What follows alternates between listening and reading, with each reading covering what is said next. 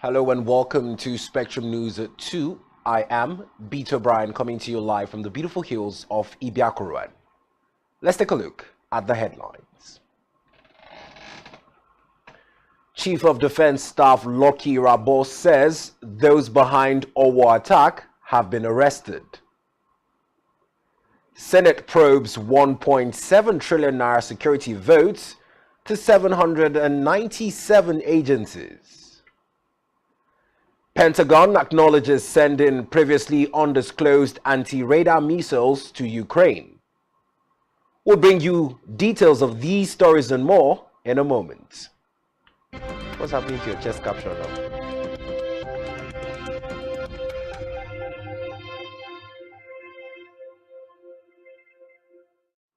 We'll begin the news on our bulletin this afternoon with a report that the Secretary to the Government of the Federation, SGF Boss Mustafa, has called for the decentralization of insurance premium amongst the ministries, departments and agencies, MDAs. Mustafa, who made the call when the governing board of the National Insurance Commission, NINCOM, visited him in Abuja, urged NINCOM to write for the decentralization of insurance premium amongst the MDAs after learning that the premium to be paid for insuring public assets was centralized in the Office of the Head of the Civil Service of the Federation, HOS. The SGF, who was represented by the Permanent Secretary in the General Services Office, GSO, Dr. Maurice Mbairi, said there should be an increase in the allocation for insuring public assets. Meanwhile, the chairman, NINCOM's governing board, Dr. Abubakar Sani, who sought the SGF support for executing a compulsory insurance scheme for the MDAs, noted that the Commission is interested in seeing government assets insured and requested a circular or letter to all MDAs on the necessity of the compulsory insurance.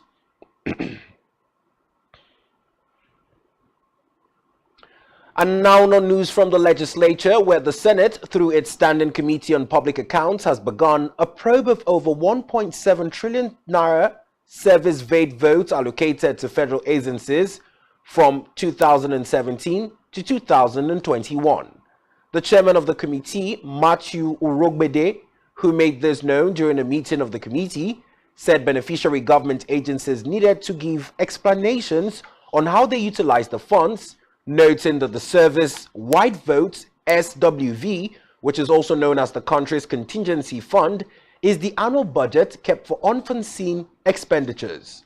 The chairman also ordered the acting accountant general of the Federation, Okeliabo Silva, who appeared before the committee, to submit details of disbursements of service-wide votes as quickly as possible.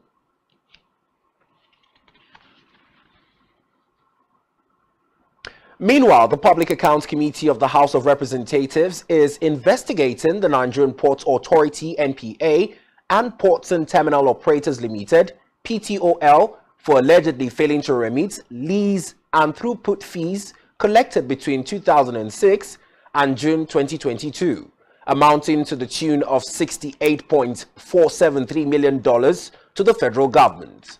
The committee is also investigating PTOL for allegedly using an exchange rate different from the official one approved by the Central Bank of Nigeria, CBN, in calculating revenue accruing to the government. Recall that the managing director of the NPA, Mohammed Bello Koko, had in a submission to the committee alleged that one of the port operators in charge of the Port Harcourt port in Rivers State and PTOL used their own exchange rates in calculating revenue. Bello Koko said PTLO used 116 naira to the dollar at the time when the official exchange rate was fixed at 305 naira to the dollar by the Central Bank of Nigeria.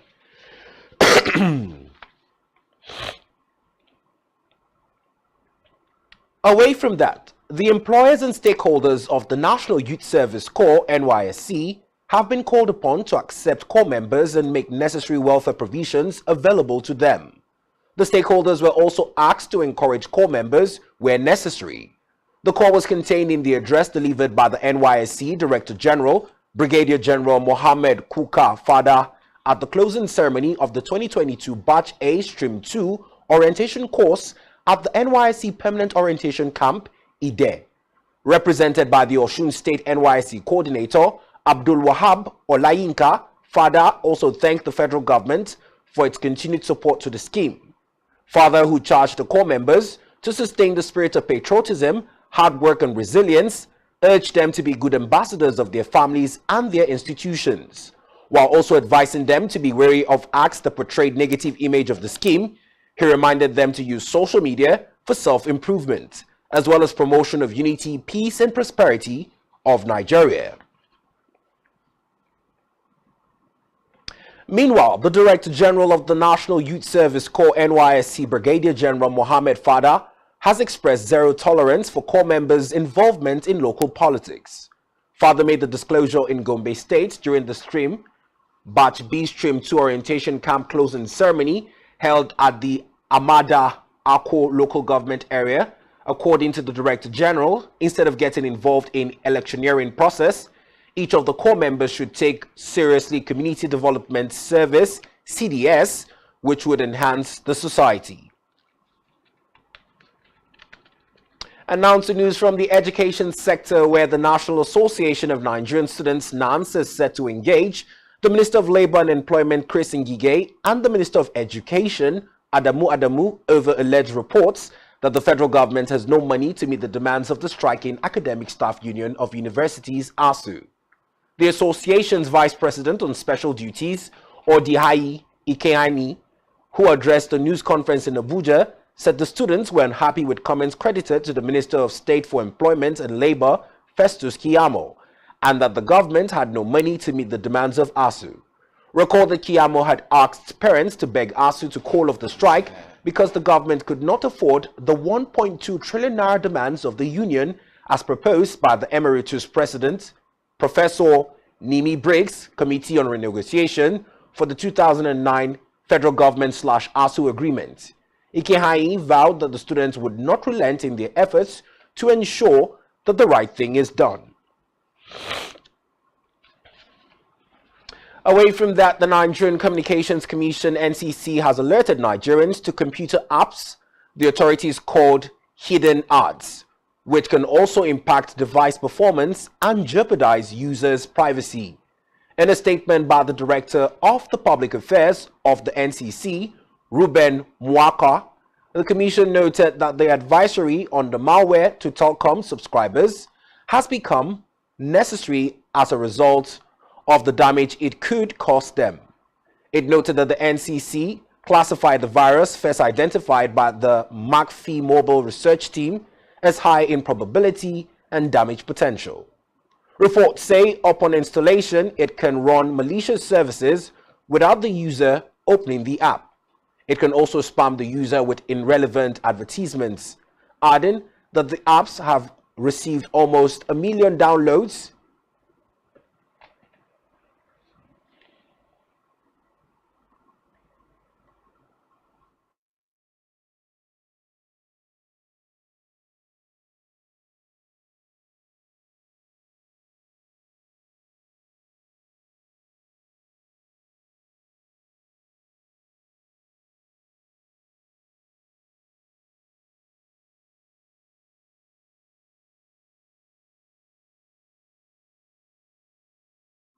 On security, the Chief of Defense Staff General Loki Rabo has said those behind the Owo attacks have been arrested.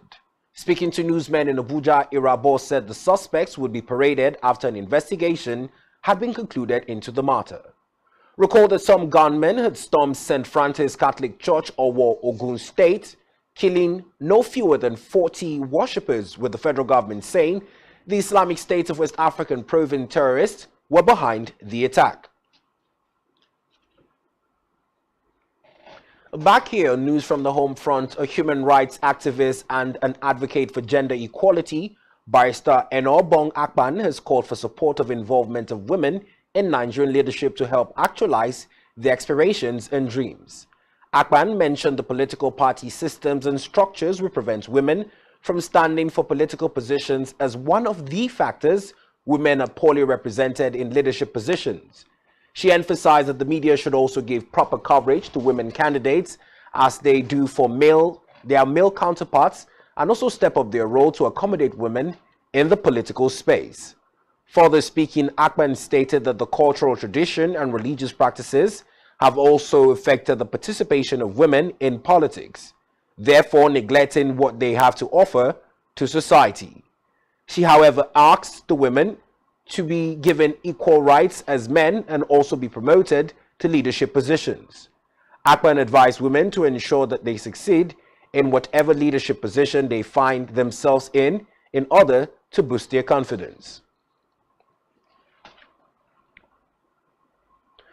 We now move to Africa, where Libya has begun trying men accused of being members of the Islamic State group, with more than 50 men dressed in blue jumpsuits sitting behind a cage in Misrata courtroom as armed security personnel kept an eye on them. They are accused of being members of the terrorist organization and of carrying out killings. A lawyer representing the victims and their families, Lofi Muha Isem, said the objective of the hearing and representing the families of the martyrs and the wounded is to provide evidence against each accused so that the trial is fair and not subject to appeal. Recall that in 2014, Islamic State took advantage of the disorder that followed the killing of Muhammad Mugafi to establish itself in Libya. In 2015, the organization seized the coastal city of Sate, but lost it in 2016 after heavy fighting between jihadists and the Misrata forces. Still on more news from Africa, where Kenyans are out to vote in high-stake elections today. A total of 22.1 million registered voters will be electing their next president, senators, governors, lawmakers, women representatives, and some 1,500 county officials. Both Odinga and Ruto have called for a peaceful voting process, but fears remain that if they lose candidate challenges, the outcome, as widely expected, the discord could erupt into widespread violence. Hence, security is tight, with more than 150,000 officers being deployed. Meanwhile, officials' results is expected to be announced within a week of the election. The Independent Electoral and Boundary Commissions is under pressure to ensure an untroubled vote. On the foreign scenes, the FBI has executed a search warrant at Donald Trump's Mar-a-Lago resort in Palm Beach, Florida, as part of an investigation into the handling of the presidential documents involved, including classified documents that might have been brought there. The former president confirmed in a statement that the FBI agents were at Mar-a-Lago and said that they had even broken into his safe as he was at Trump Tower in New York when the search warrant was executed in Florida. The extraordinary move to search the home of a former president raises the stakes for the Justice Department and comes as Trump's legal problems continue on multiple fronts. Trump is also expected in the coming months to announce he would launch another bid for the White House in 2024. Reports say the Justice Department has two known active investigations connected to the former president, one on the effort to overturn the 2020 presidential election and the January 6, 2021, involving the handling of classified documents. Still on more news from the foreign scene, at least 8 people have been killed in Seoul after record downpours flooded homes, roads and substations in the South Korean capital, cutting power and forcing hundreds to evacuate. South Korea's Interior and Safety Ministry said 3 of those who had died had been trapped in a flooded semi-basement, with 9 others who were injured and 6 people remaining unaccounted for. Reports say in some parts of Seoul, drains backed up and sent water pouring back into streets and substations, adding that a number of substations were closed due to flooding, with lines temporarily suspended. In the meantime, the Pentagon has announced that the U.S. has sent anti-radar missiles for Ukrainian aircrafts to target Russian radar systems, marking the first time that the Defense Department has acknowledged sending the previously undisclosed missiles to Ukraine. Colin Kahl, the Secretary of Defense for Policy, said at a press briefing that the U.S. has sent a number of the missiles without specifying how many the U.S. has provided or when they were sent. Carl did not explicitly say what type of anti-radar missiles were sent. Carl said the missiles had been sent over in recent presidential drawdown authority packages, but the 5 most recent packages dating to July 1 make no mention of HAM.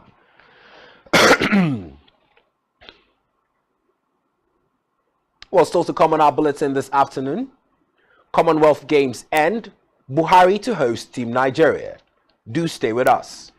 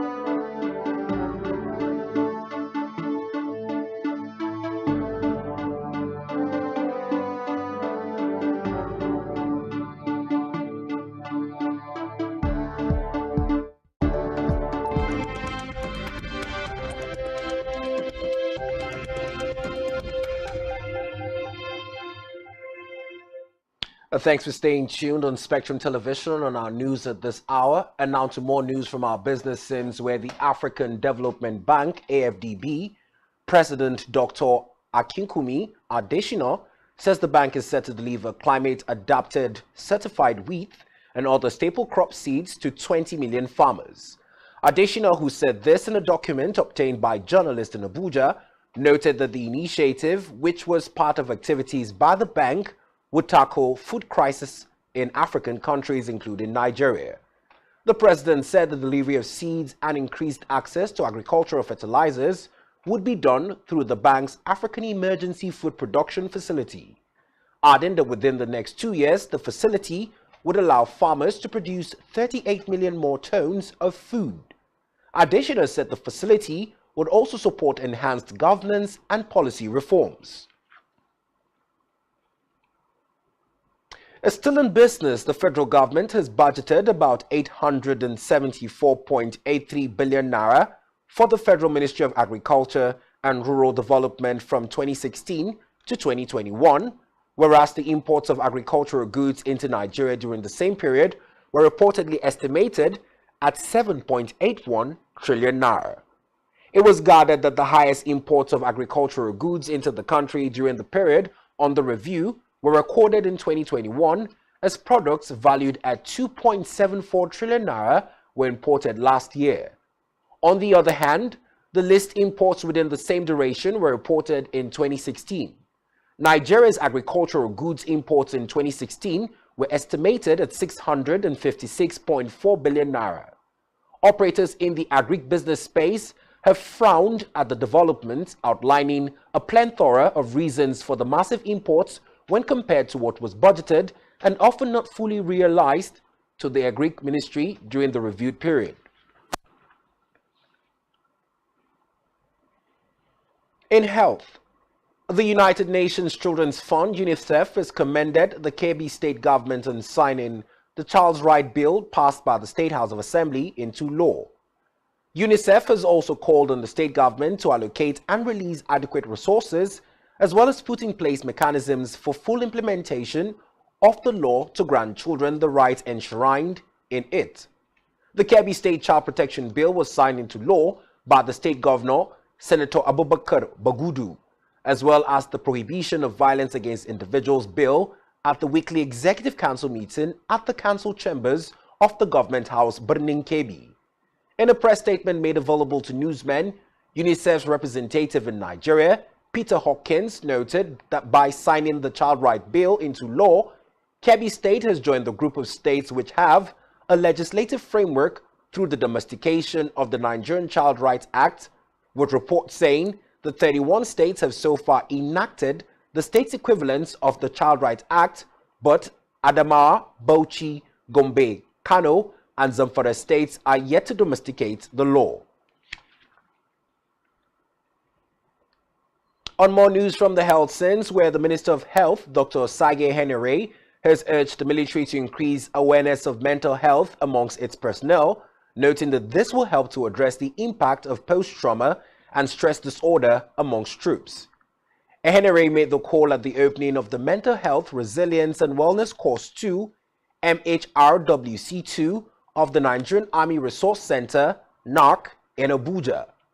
The minister, who was represented by the National Coordinator of the National Mental Health Program of the Ministry, Dr. Tunde Ojo, said the efforts should include programs that would address the stigma and discrimination associated with mental illness, saying it is one of the greatest barriers to accessing care. The minister also stressed the need to create a conducive working environment, including one that promotes mental well-being and proactively addresses the mental health needs of officers and men when identified. Henere said that the ministry was leading the initiative for the improvement of mental health care services in Nigeria by developing a National Mental Health Bill 2022 for an act to repeal the Lunacy Act of 1958, adding that proactive measures had been put in place with the establishment of the National Mental Health Program in March, pending the conclusion of the legislative process on the bill. And now to news from the sporting scenes, where the Minister of Youth and Sports Development, Sunday Dare, has assured members of the historic Team Nigeria contingents to the 2022 Commonwealth Games in Birmingham of a presidential reception. The 11 days Commonwealth Games in Birmingham ended on Monday with World and Commonwealth gold medalist Toby Amosan, Team Nigeria's flag bearer, at the closing ceremony. Team Nigeria achieved their best performance ever in Birmingham since it started taking part in the Commonwealth Games in 1950, winning 12 gold, 9 silver, and 14 bronze medals, a total of 35 medals that sees them sit 7th on the medals table. Speaking with the athletes, Dare praised the team for bringing the country into global focus for positive reasons, adding that the president is also very proud of the team and has approved a presidential reception to be held in their honor for the historic feat at Birmingham 2022. Still from the sporting scenes, gold medalist in the women's long jump event of the 2022 Commonwealth Games, S.A. Brume, has emphasized the significant role of her coach, Kayode Yaya, which he played in her rising to the top. Brume, who jumped 7 meters in her 16th final jump to set a games records in Birmingham, as well as retain her title in the long jump event, further stated that the medal is special because it shows her consistency and that hard work of those supporting her, as well as that of her coach, has paid off. She also thanked God for giving the talent to impact the lives of many people, especially the young ones.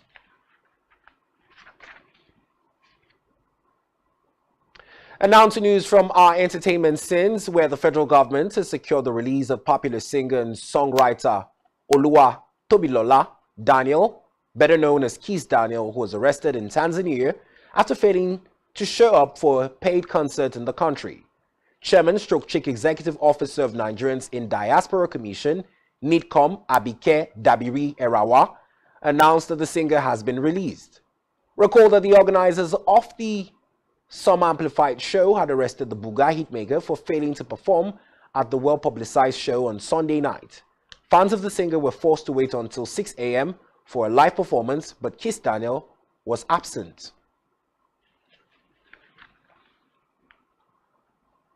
Still from the entertainment scenes, Big Brother Niger's Season 7 housemate Adekunle has emerged as the head of house for week 3 of this season.